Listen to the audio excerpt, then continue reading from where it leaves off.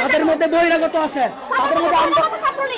তাদের মধ্যে হচ্ছে আমবাগান গেরুয়া এইসব অঞ্চল থেকে টুকাই বহিরাগতদেরকে ভাড়া করে আনা হয়েছে। পুলিশের যত যায় আমাদের উপর অ্যাটাক করা হয়েছে।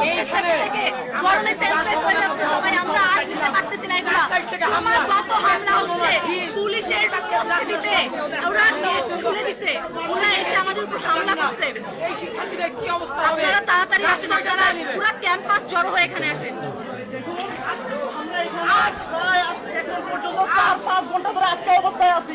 এতক্ষণ পর্যন্ত আমরা মোটামুটি সেফ ছিলাম, কিন্তু হঠাৎ করে অতর্কিত ভাবে তারা গেট ভেঙে পিসির বাসায় আমরা আশ্রয় নিয়েছিলাম, এইখানে তারা গেট ভেঙে ঢুকে পড়েছে।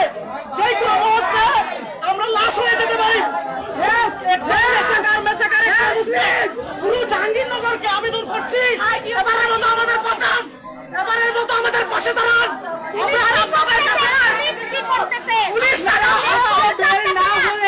আমরা মরে যাব। পুলিশ কোনো ফোর্স আসছে না, পুলিশ বের হচ্ছে না।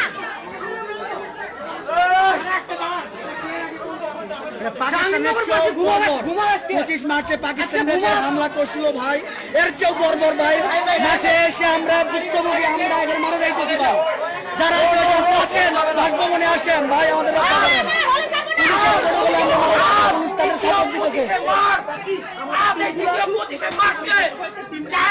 শিক্ষার্থীদের উপরে চতুর্দিক থেকে হামলা হয়েছে।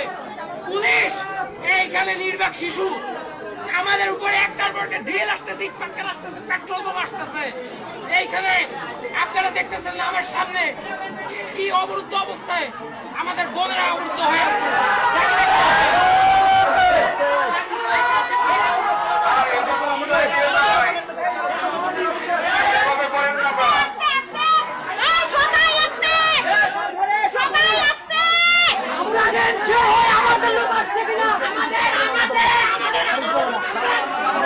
আমরা কেউ যাবো না।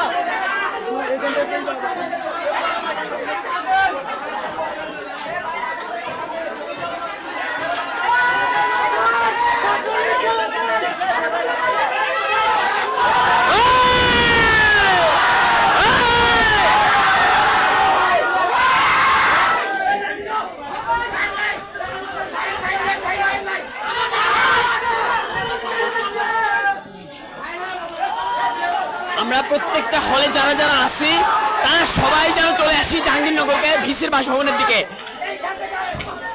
আমাদের প্রাণ শঙ্কিত, প্রক্টর কিংবা কোনো টিচার কেউ কোনো সাহায্যে এগিয়ে আসেনি। পুলিশ নীরব দর্শকের মতো তাকিয়েছিল, দাঁড়িয়েছিল।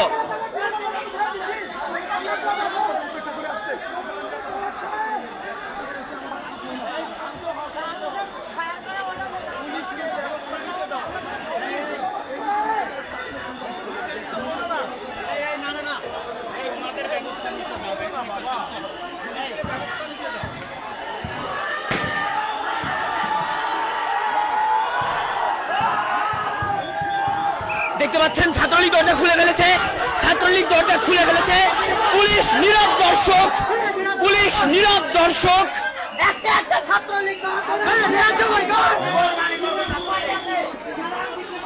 আপনারা দেখতে পাচ্ছেন ছাত্রলীগ দরজা খুলে ফেলেছে এবং পুলিশ কোন রকমের প্রোটেকশন দিচ্ছে না, তারা নীরব দর্শক হয়ে তাকিয়ে আছে।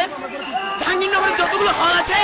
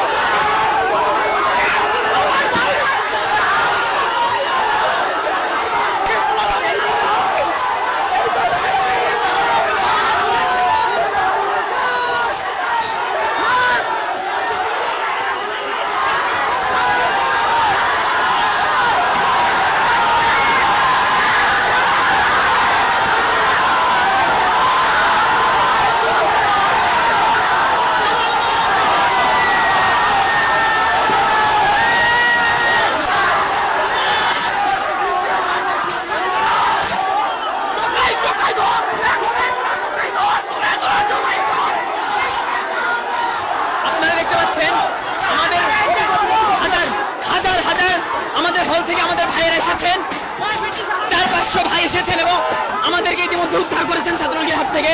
তারপরেও ছাত্রলীগের সংখ্যা কাটেনি।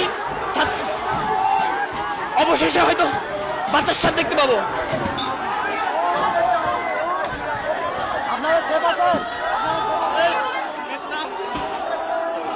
ফাইনালি আমাদের ভাই আমাদেরকে রক্ষা করতে এসেছে। ফাইনালি পুলিশ দাঁড়িয়েছিল ছাত্রলীগকে আমাদের ভাইরা সরিয়ে